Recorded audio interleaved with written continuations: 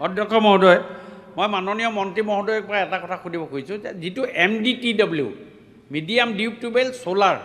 এটা এটা খুব ভাল স্কিম সকলো অসমত যিখিনি কৰি আছে খুব ভাল হৈ আছে মই এতিয়া মন্ত্ৰী মহোদয়ৰ পৰা মই জানিব বিচাৰিছোঁ গোটেই অসমৰ প্ৰত্যেকজন বিধায়কৰ তাত যেতিয়া এগ্ৰিকালচাৰ লেণ্ডবিলাকৰ কাৰণে সোলাৰ ডিপ টিউবৱেল দিয়াৰ ব্যৱস্থা কৰিব নেকি মন্ত্ৰী মহোদয়ৰ পৰা জানিব বিচাৰিছোঁ অনাৰেবল মিনিষ্টাৰ আমাৰ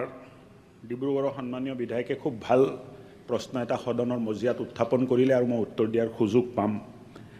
এই স্কিমবোৰ সাকসেস হৈছে অধ্যক্ষ মহোদয় আৰু এই স্কিমৰ জৰিয়তে কৃষক উপকৃত হৈছে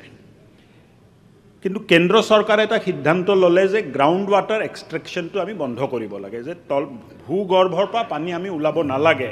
তেনেকুৱা এটা কথা ক'লে কিন্তু আমি লাগি আছো আমাৰ ক্ষুদ্ৰ চাহ খেতিয়কক নিবনুৱা আমাৰ যুৱকে ক্ষুদ্ৰ চাহ খেতি কৰি সেলফ এমপ্লয়মেন্ট কৰিছে আৰু অসমৰ অৰ্থনীতিত নিজৰ অৱদান আগবঢ়াইছে আনকি বেলেগকো সংস্থাপন দিছে সো এই স্কিমটো অসমৰ ক্ষেত্ৰত প্ৰয়োজন বুলি আজি ৰাতিপুৱা মই বিভাগৰ স্পেশাল চিফ সেক্ৰেটাৰীৰ লগত কথা পাতিছোঁ আমি টেক আপ কৰি আছোঁ মই দিল্লীত যাওঁতেও আমাৰ কেন্দ্ৰীয় মন্ত্ৰী CR পাটিল সাহেবৰ লগত মোৰ মিটিং হল তাতেও মই এই প্ৰতিবেদনটো দিছোঁ যে অসমত ডিপৱেলটো দিয়ক কৃষক ৰাইজৰ কাৰণেও দিয়ক ক্ষুদ্ৰ চাহ খেতিয়কৰ কাৰণেও দিয়ক আমাৰ গ্ৰাউণ্ড ৱাটাৰ ইউটিলাইজেশ্যন মাত্ৰ 13% আছে বাহিৰত যেটো 45% 50% আছে তাৰ তুলনাত আমাৰ 13% আছে আৰু আমাৰ তাত floor irrigation lift irrigation successful নহয় অধ্যক্ষ মহোদয় কাৰণটো হল খৰালি মাহত নদীত পানী নাথাকে আৰু বাৰিষাৰ সময়ত বানপানী হয় হয় নদী গতিপথ খলনি হয় আৰু নহলে এই স্কিমটো ড্যামেজ হৈ যায়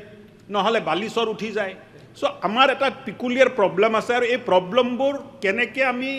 ইয়াৰ পৰা ওলাই আহিব পাৰো তাৰ কাৰণে IIT কো আমি মানে কামটো দিছো যে আপোনালোকে অনুসন্ধান কৰি আমাক দিয়ক যে কোনটো প্ৰক্ৰিয়া আৰু পদ্ধতিত অসমত ডাঙৰ প্ৰকল্পবোৰ আমি সাকসেস কৰিব পাৰিম ডিপ টিউবৱেল এনসাৰ নহয় ইৰিগেশ্যনৰ কাৰণে ডিপ টিউবৱেল এনসাৰ নহয় ডাঙৰ প্ৰকল্প আমাক লাগিব কিন্তু এই ডাঙৰ প্ৰকল্প কেনেকৈ হ'ব পাৰে